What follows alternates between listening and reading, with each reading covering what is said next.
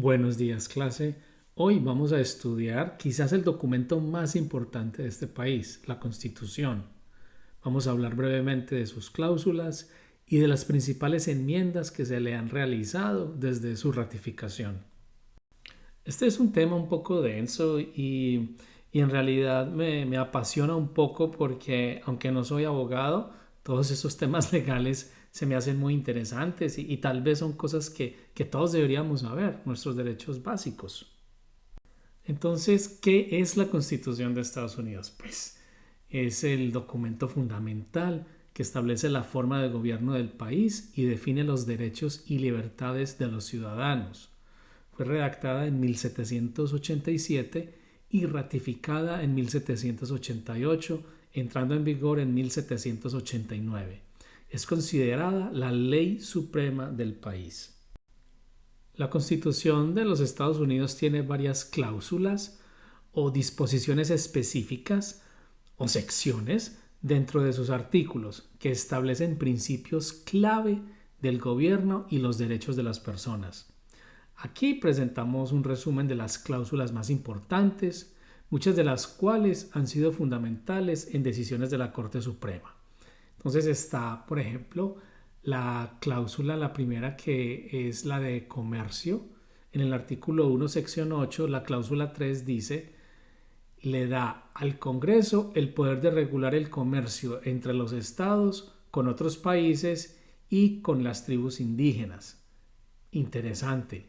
Interesante que sea desde el gobierno federal donde se puedan únicamente manejar este tipo de comercio internacional. La segunda cláusula declara que la Constitución, las leyes federales y los tratados son la ley suprema del país. Es decir, no hay nada por encima de la Constitución. ¿Cómo así? Eso no es obvio. No, pues no es tan obvio, porque recuerda que cada estado tiene su propia constitución. Entonces, según esta cláusula, ninguna ley estatal puede tener supremacía sobre la ley de la Constitución, que es algo a nivel federal. Entonces, siempre va a estar arriba la Constitución de cualquier otra ley. Bueno, también existen las cláusulas de los poderes necesarios y apropiados. Dice que permite al Congreso hacer leyes necesarias para llevar a cabo sus otros poderes. La cláusula de igual protección prohíbe a los estados negar a cualquier persona la igualdad de protección ante la ley. O sea, básicamente todos somos iguales ante la ley. La quinta cláusula, que es la del debido proceso, y de esto vamos a hablar otra vez más adelante en las enmiendas. Pues que aquí ya nos están diciendo que la enmienda quinta y catorceava están relacionados con esta cláusula. Entonces, la cláusula del debido proceso dice que el gobierno no puede quitar a nadie la vida, la libertad o la propiedad sin un proceso legal justo. A nadie. La sexta cláusula habla del establecimiento y libre ejercicio de la religión. El contenido dice que el Congreso no puede establecer una religión oficial ni prohibir el libre ejercicio de la religión. En otras palabras, ni a ti ni a mí nos pueden obligar a adoptar una religión X. No nos pueden obligar. Eso es demasiado importante, sobre todo en la época en la que se escribió la Constitución, ¿cierto? Había una gran inmigración desde Europa porque había mucha gente escapando la persecución a causa de su religión. Entonces, por eso vamos a ver que este libre ejercicio de la religión es algo muy fundamental en la formación, por decirlo así, de este país. Bueno, y llegó la hora de los avisos parroquiales. Recuerda que esa flecha te está mostrando ese icono rojo para que te suscribas. Si aún no lo has hecho y estás interesada, bien pueda, vaya, que yo lo espero. Recuerda que también empezamos no hace mucho tiempo las membresías. Es algo pequeño. Hay algunos videos que son exclusivos para miembros. El foco principal que estoy teniendo en este momento es con respecto al ensayo. Entonces vas a encontrar varios videos acerca del ensayo. hay un video acerca de una revisión completa de geometría para matemáticas y la idea es seguir eh, incrementando la lista de estos videos exclusivos para miembros. Son videos más largos de lo normal, los tengo allí porque yo pienso que de otra manera no mucha gente los vería, ¿cierto? Eh, También te voy a dejar entonces el link abajo en la descripción en caso de que te interese la suscripción. Tenemos dos niveles únicamente. El primer nivel o el nivel 1 que se llama lo bueno, que te da acceso pues a los videos. Y el otro nivel que es más avanzado se llama al extremo. En este nivel tienes acceso a los videos, pero además de eso, aquellas personas que están trabajando, estudiando, preparándose para el ensayo, van a tener oportunidad de mandarme hasta 5 ensayos y yo se los voy a revisar, les voy a hacer comentarios, se los voy a corregir y les voy a hacer sugerencias para que mejoren su redacción y puedan hacer un ensayo argumentativo que pase ese examen. Entonces, ese es el foco pues del al extremo. Es para aquellas personas que quieren como ese nivel más individualizado de estudio y con énfasis en el ensayo. Bueno, no más avisos parroquiales.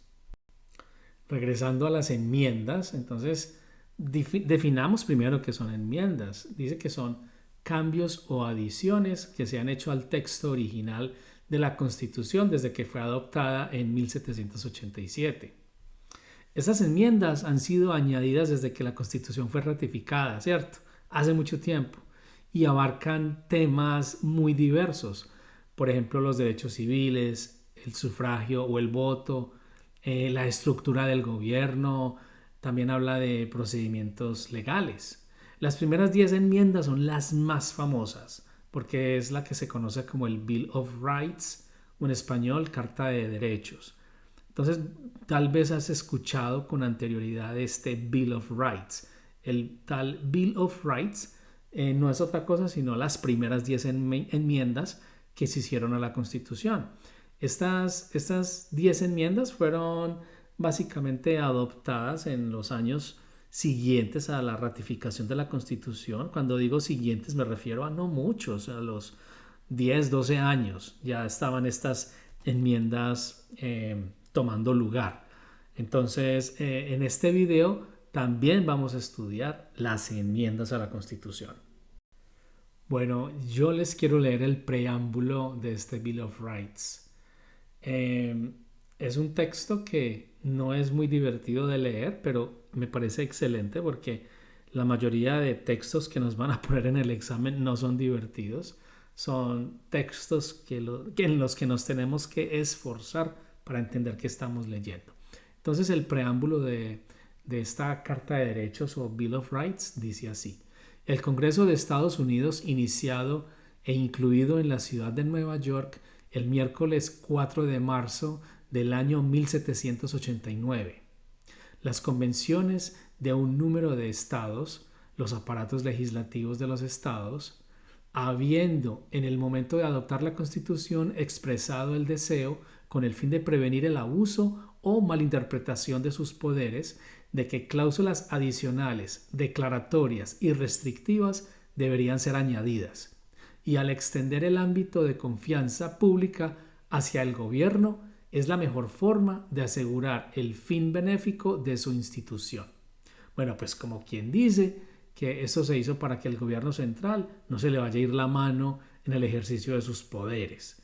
Básicamente es lo que nos están dando a entender con lo que nos va a llegar ahorita con cada una de estas enmiendas. Entonces dice: resuelto por el Senado y la Cámara de Representantes de los Estados Unidos, reunidos como Congreso, concurriendo con 2/3 de ambas cámaras, que los siguientes artículos sean propuestos a las asambleas legislativas de los distintos estados, como enmiendas a la Constitución de los Estados Unidos, con todos o en alguno de estos artículos, cuando sean ratificados por 3/4 de dichas asambleas legislativas, sean válidos para todos los fines y propósitos como parte de la Constitución.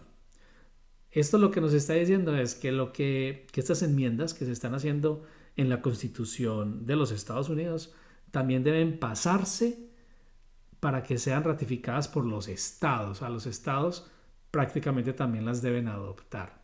Entonces, los artículos añadidos y enmiendas a la Constitución de los Estados Unidos de América, propuestos por el Congreso y ratificados por las asambleas legislativas de varios estados, de acuerdo con lo dispuesto en el quinto artículo de la Constitución original, determina, ¡pum! Y ahí ya vamos a empezar con cada una de las enmiendas. Entonces, todo esto nos da más o menos como el contexto jurídico de lo que se viene con las enmiendas. Vamos a empezar entonces con la primera enmienda a la Constitución, que es acerca de la libertad de expresión, de prensa, religiosa, asamblea pacífica y de petición al gobierno. Bueno, el texto de esta primera enmienda dice que el Congreso no podrá hacer ninguna ley con respecto al establecimiento de la religión, ni prohibiendo la libre práctica de la misma, ni limitando la libertad de expresión, ni de prensa, ni el derecho a la asamblea pacífica de las personas, ni de solicitar al gobierno una compensación de agravios. Entonces, ¿qué nos dice pues esta primera enmienda?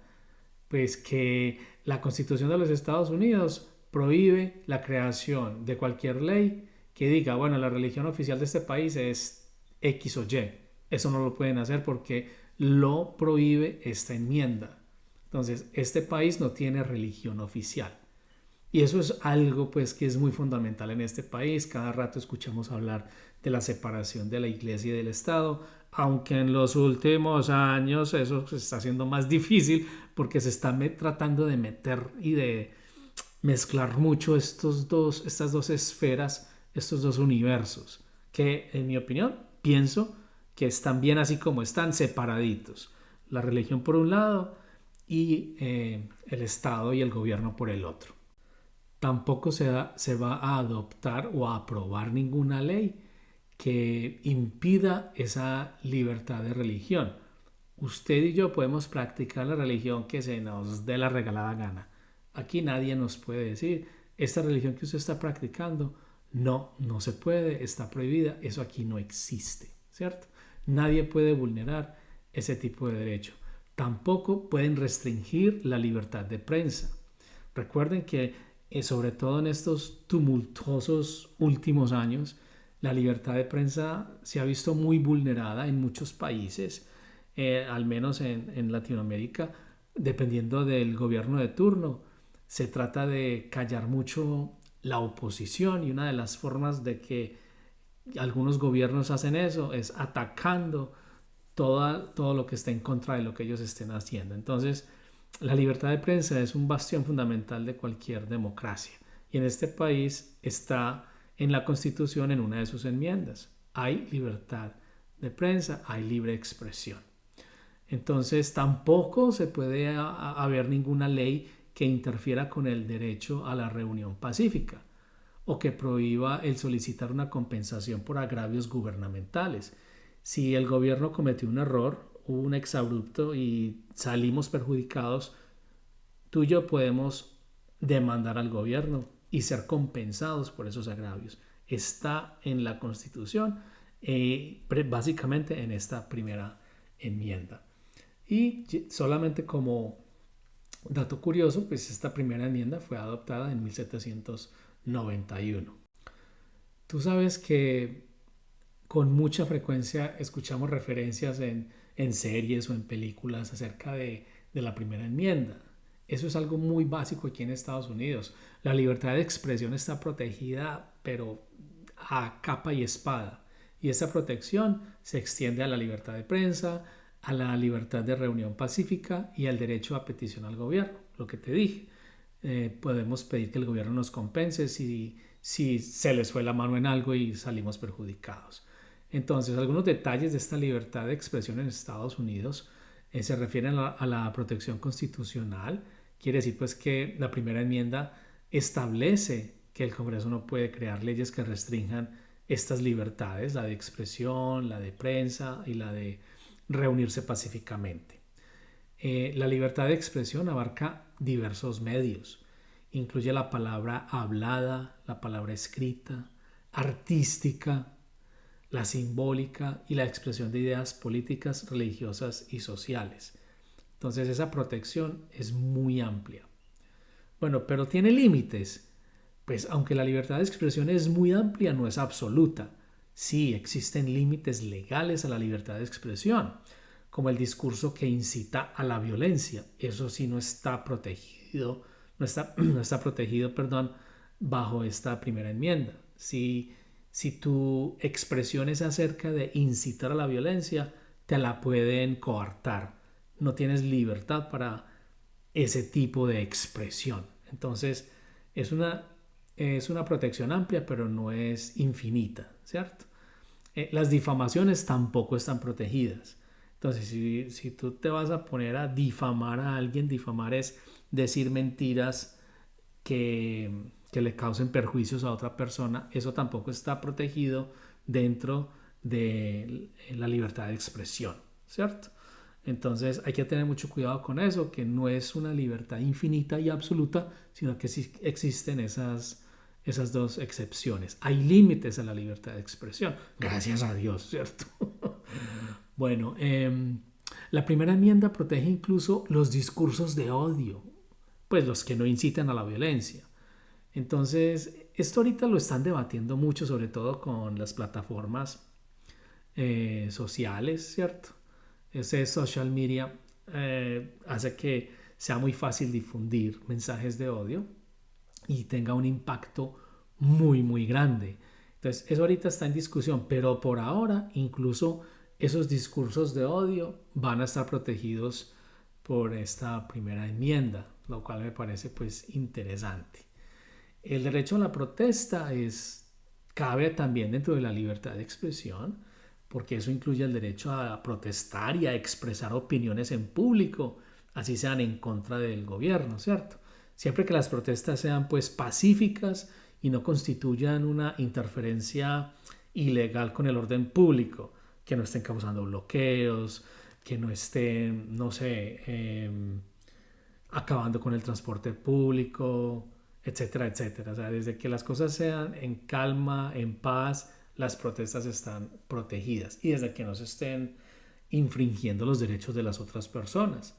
Porque como me decía mi profesor de sociales en la escuela, mis derechos terminan cuando empiezan los de los demás, ¿cierto? O sea, yo tengo derechos, pero no tengo derecho a quitarle los derechos a alguien más. Entonces, más o menos de eso se trata. Con el cuento pues de las excepciones a la libertad de expresión de las que les acabé de hablar.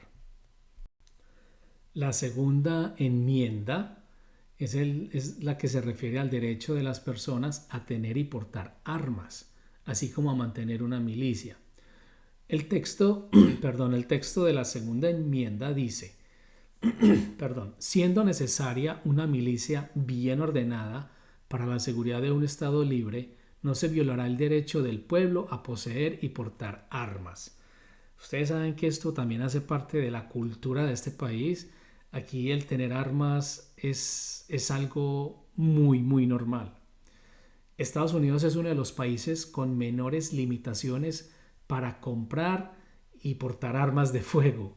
Es parte de del llamado Bill of Rights porque es la segunda enmienda y la Corte Suprema de los Estados Unidos ha aclarado en muchas ocasiones ese texto constitucional. Ha afirmado que el derecho a portar armas es un derecho individual que tienen todos los estadounidenses, pero también ha declarado que el derecho no es ilimitado y que no prohíbe la regulación de la producción y compra de armas de fuego o de dispositivos similares.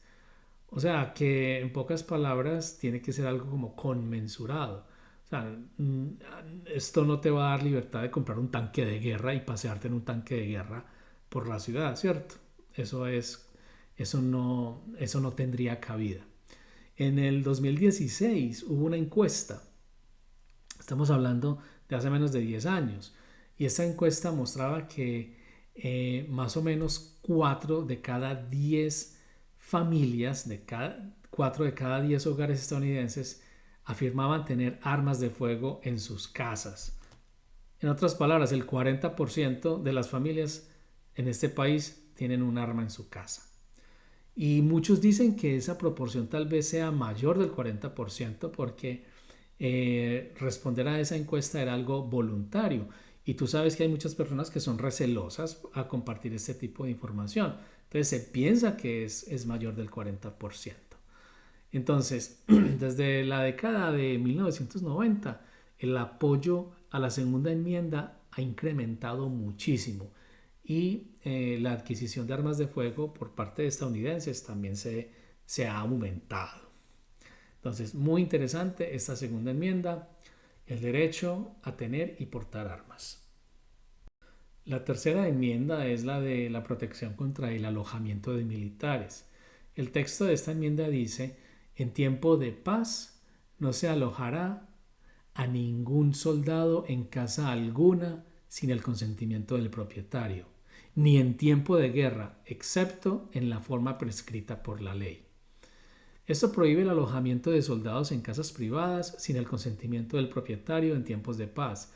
El alojamiento es permisible en tiempos de guerra, pero solamente de acuerdo con lo que vaya estipulando la ley. Estados Unidos creó esta ley para evitar una repetición del alojamiento de soldados en casas privadas, como ocurrió en la época de la colonia por el ejército británico. Ellos tenían una ley que se llamaba la ley del alojamiento y eso le permitía a las fuerzas militares entrar a cualquier pueblo o ciudad y decir, bueno, necesitamos esta y estas casas para los soldados. Imagínense pues. Entonces, esta enmienda se hizo pensando en eso, bueno, que no nos vayan a hacer otra vez la que nos hicieron en tiempos anteriores de que nos traían soldados y se podían apropiar o alojar o hospedar en cualquier lugar que ellos escogieran. Entonces, eso es básicamente el contexto de esta tercera enmienda. Es básicamente para evitar que se repita algo como lo que pasó en esos tiempos. Bueno, la cuarta enmienda habla de la protección contra registros e incautaciones irrazonables. El texto dice: el derecho del pueblo a que sus personas, domicilios, papeles y efectos se encuentren protegidos contra registros e incautaciones irrazonables será inviolable y no se expedirán al efecto órdenes que no se apoyen en un motivo verosímil, estén corroborados mediante juramento o afirmación y describan con particularidad el lugar que deba ser registrado y las personas o cosas que deban ser incautadas. Bueno, esta regla tiene por objeto impedir que los oficiales de policía violen los derechos otorgados en la Constitución. Así, las evidencias obtenidas por la policía que violen esta cuarta enmienda no pueden ser utilizadas para condenar a alguien acusado de un crimen. Algunas personas opinan que sin esta regla la cuarta enmienda no tendría sentido, obviamente. Yo sé que esto lo vemos mucho en series y en películas, que no pueden los policías no pueden hacer allanamientos sin una orden del juez. Un policía no puede entrar a tu casa si tú no le das permiso, a menos que tenga una orden del juez, ¿cierto? Entonces, de eso se trata esta cuarta enmienda, proteger ese derecho que tú tienes a que no, si usted no quiere que la policía entre, que no entre, ¿cierto? Y esto es algo que en estos tiempos es algo que todos deberíamos saber. Si la fuerza, si el law enforcement, si la policía no tiene una orden de un juez, tú no estás obligado a dejarlos entrar a tu propiedad o a que te registren el carro sin una causa razonable. Ellos te van a pedir permiso de registrar tu carro, pero tú tienes el derecho a decirles que no, ¿cierto? A menos que exista una causa razonable para registrar tu carro. Bueno, eso ya cae más como en ámbitos de jurisprudencia. Aquí lo único que estamos haciendo es revisando los textos de cada una de las enmiendas, empezando con la de los Bill of Rights, que son las primeras 10 enmiendas. Brevemente, la quinta enmienda es la que dice debido proceso, o que no nos van a enjuiciar 2 veces por el mismo delito, también habla de la autoincriminación y la propiedad privada. El texto de la quinta enmienda dice: nadie estará obligado a responder de un delito castigado por pena capital o de otro delito infame a menos que un gran jurado lo acuse, a excepción de los casos que se presenten en las fuerzas navales o terrestres o en la milicia nacional cuando se encuentra en servicio actual en miembro de guerra o peligro público. Tampoco se juzgará a la persona 2 veces con motivo del mismo delito, el cual conlleve a la pérdida de vida o de algún miembro, ni se le compelerá a declarar contra sí misma en ningún juicio criminal, ni se le privará de la vida, la libertad o la propiedad sin el debido proceso legal, ni se tomará propiedad privada para uso público sin una justa indemnización. Bueno, esta enmienda, esta quinta enmienda es muy amplia y abarca muchas cosas. No sé si en esas mismas películas has visto que a veces arrestan a alguien y durante el arresto primero le leen sus derechos y segundo empiezan a hacerles preguntas. Pero cuando el sospechoso o la persona que está siendo entrevistada por el policía dice que no quiere hablar, ellos dicen que yo invoco la quinta enmienda. O sea, mucha gente en este país tiene un conocimiento muy sólido de algunas de estas enmiendas porque les protegen de sus derechos individuales. Entonces, esta quinta enmienda es algo que yo pienso que todos deberíamos manejar muy bien, porque habla del debido proceso, ¿cierto? Que no nos pueden meter a la cárcel o condenar sin un juicio justo. Habla de que no nos pueden enjuiciar 2 veces por el mismo delito. Hablan de que no nos podemos autoincriminar.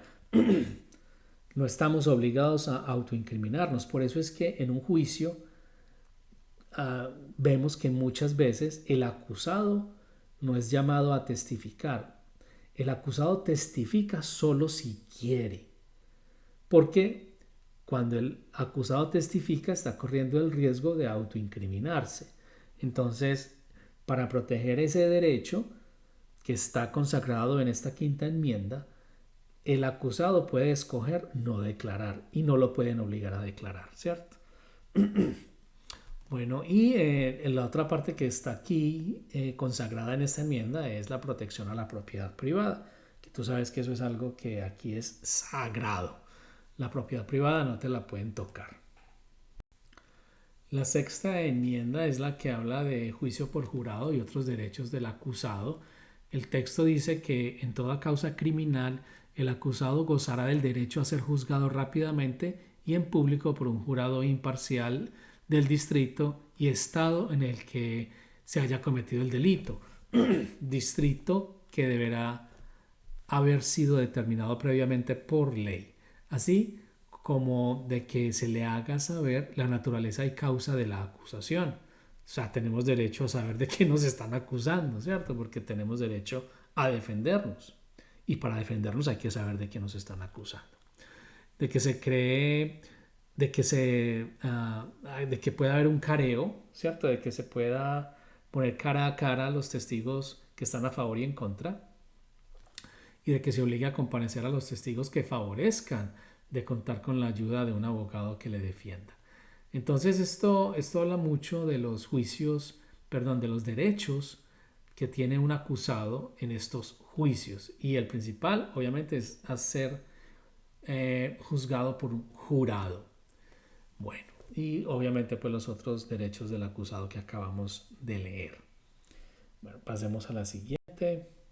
Juicio civil por jurado. El texto de la enmienda dice que el derecho es aquel a que se celebren ante un jurado los juicios de derecho consuetudinario, no sé qué es eso, en que el valor en disputa exceda $20 y este será garantizado y ningún hecho juzgado por jurado será reexaminado en tribunal alguno de los Estados Unidos, salvo con arreglo a las normas del derecho consuetudinario.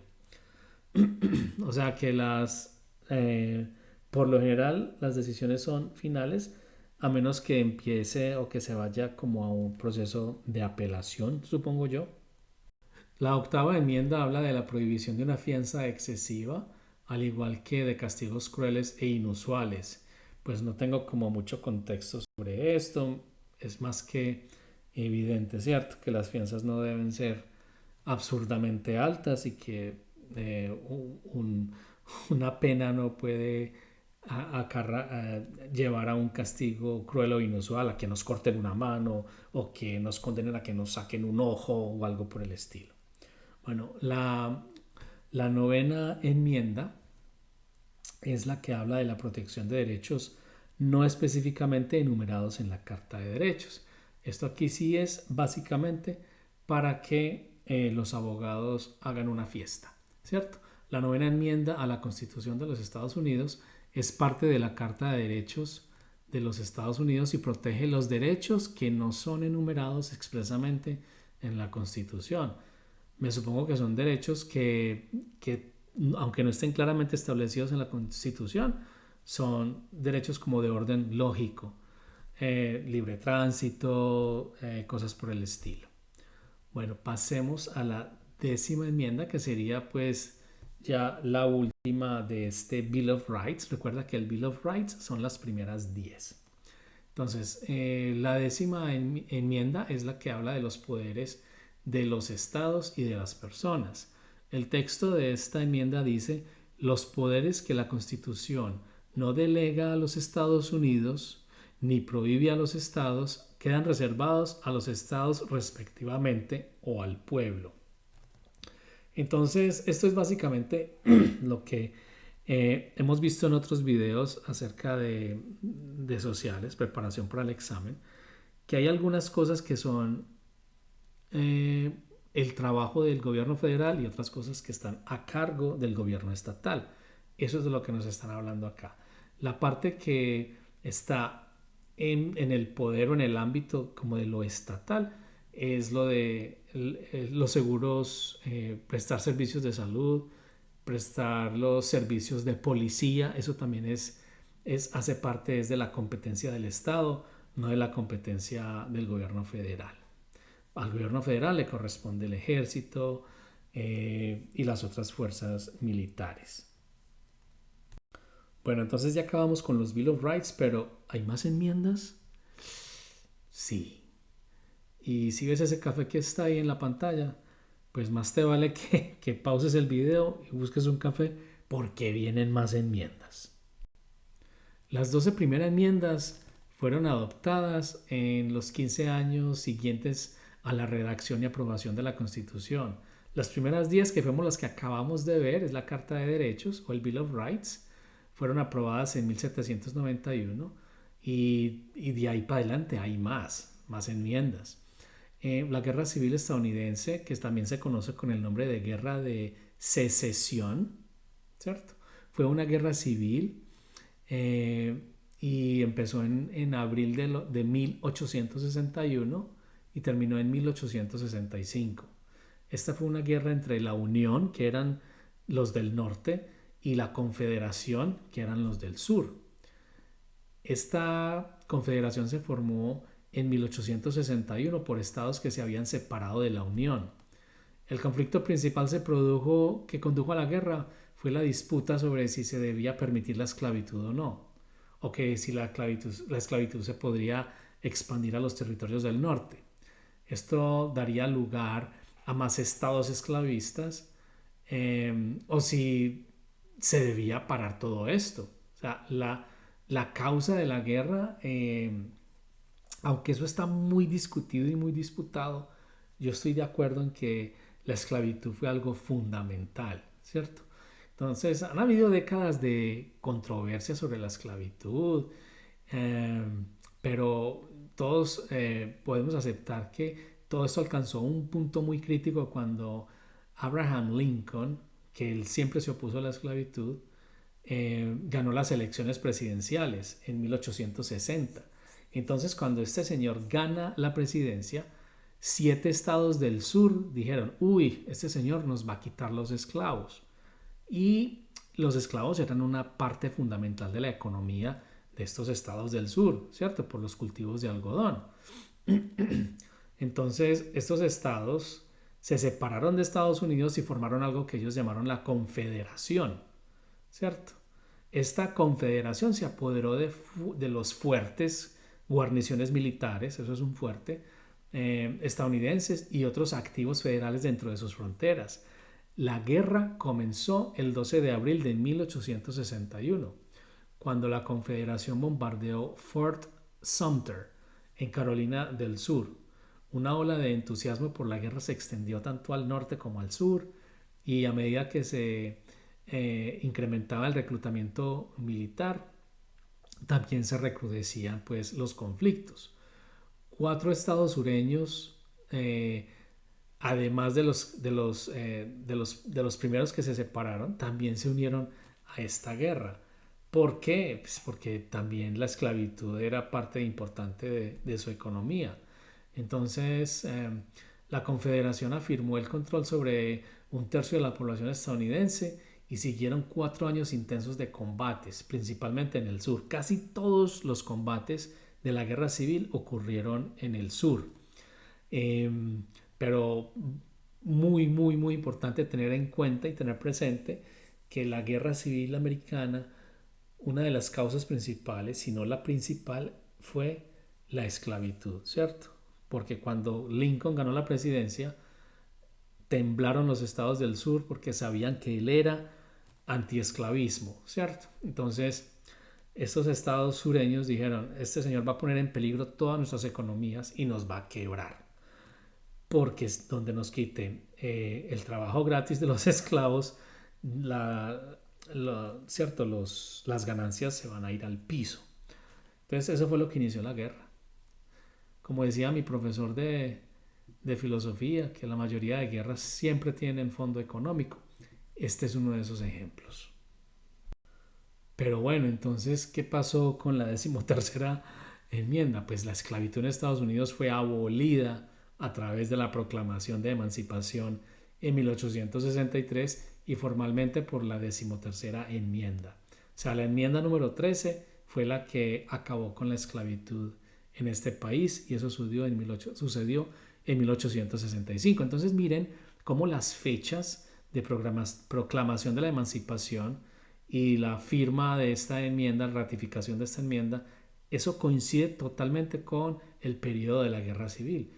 La proclamación de emancipación emitida por el presidente Lincoln, que fue la que liberó a los estados rebeldes durante la guerra civil, pero no en los estados leales de la Unión, que todavía practicaban la esclavitud. Entonces, eso fue lo que desató ese conflicto entre el norte y el sur.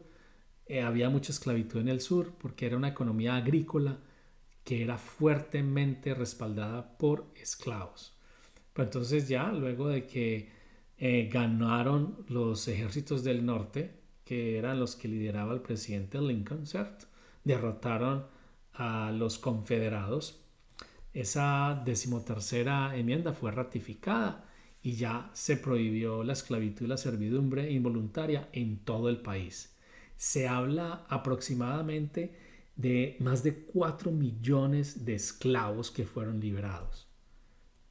4 millones, hágame el favor, eso es una cifra inmensa.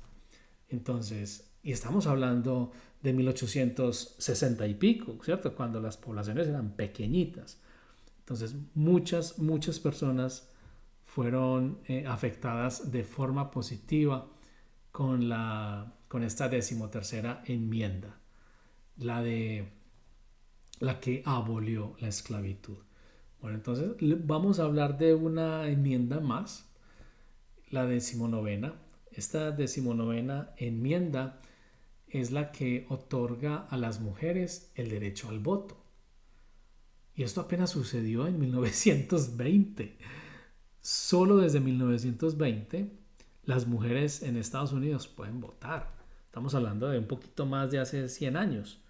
Que eso en el contexto histórico es como si hubiera sido ayer. Hace muy poco que las mujeres tienen derecho al voto. Entonces, ¿qué dice?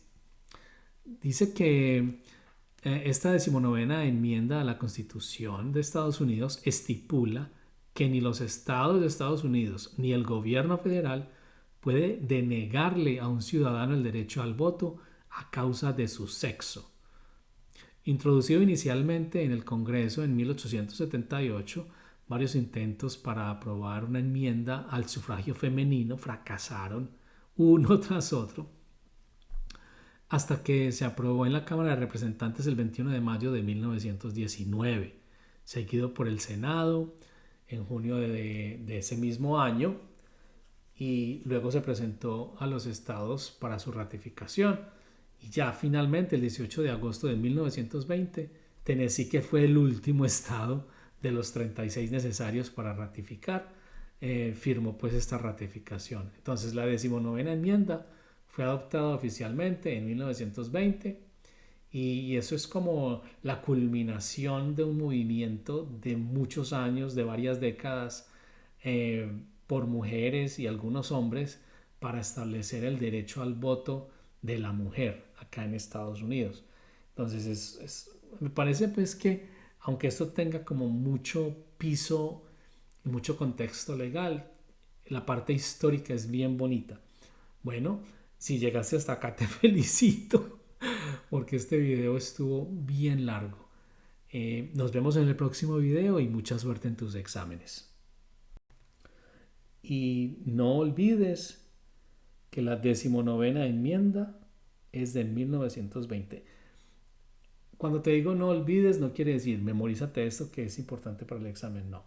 Solo te estoy tratando de resaltar que esto es algo muy importante y que sucedió no hace mucho tiempo. Para el examen lo más importante es como tener algo de conocimientos históricos, pero lo más relevante va a ser un buen análisis de los textos que ellos te presenten. Obviamente que te va a ayudar mucho si tienes algo de conocimiento acerca de todas estas cosas, pero mucho más relevante es un buen análisis. Entonces, no te dejes abrumar por todas las fechas y que la primera enmienda y que la tercera y la quinta y la 19ª, no. Solamente tener como esa idea general de que ha habido una lucha constante por los derechos humanos. Inicialmente se abolió la esclavitud, ¿cierto? Con esa 13ª enmienda.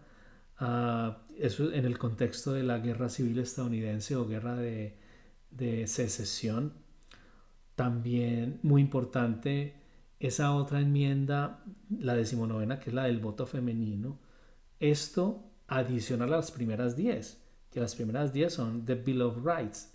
Ese Bill of Rights, recuerda que fue muy rápido luego de que se firmó la Constitución, se ratificó la Constitución. Estamos hablando de como en los siguientes 12 o 15 años, ¿cierto? Muy poquito tiempo. Luego de eso, de esas primeras 10 o 12 enmiendas, se demoraron casi que 60 años en una enmienda más.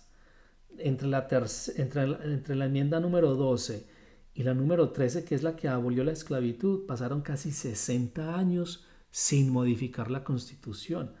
Entonces vean lo crítico y lo coyuntural que fue el proceso de abolición y de emancipación, ¿cierto? de la esclavitud en este país.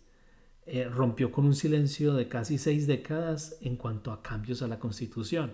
Entonces es algo bonito, es algo para resaltar. Costó mucha sangre todo este proceso evolutivo y de progreso social, y que vale la pena pues que lo conozcamos y que lo entendamos, ¿cierto? Recuerda, lo importante no es memorizar, lo importante es como entender estos procesos, ¿ok? Bueno, de nuevo, me despido más que Circo de Pueblo, pero bueno, de nuevo, mucha suerte y nos vemos en el próximo video.